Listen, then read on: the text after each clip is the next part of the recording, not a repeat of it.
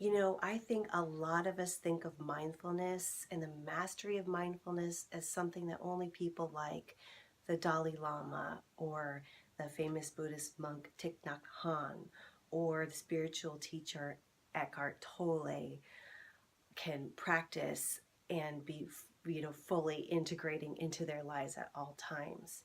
And those are pretty high standards to try to reach. Buddhist monks are able to be mindful at all times because they live in monasteries and they spend all of their days devoted to prayer, devoted to meditation, devoted to calming the mind and being still and quiet.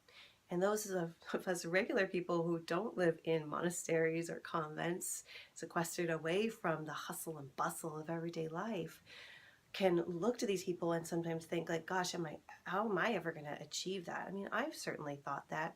Oh yes, I could be an enlightened master in this lifetime if I just stayed inside of a little house on top of a hill and never left.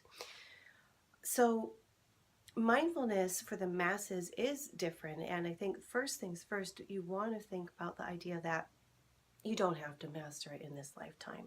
Even just bringing a little tiny bit of mindfulness into your everyday life now will make a huge difference.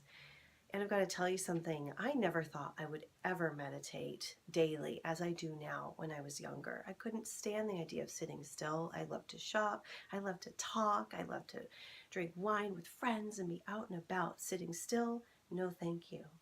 But when I started meditating and I started to see a different dimension to the reality that I was living because of meditating, I just wanted more and more and more of it.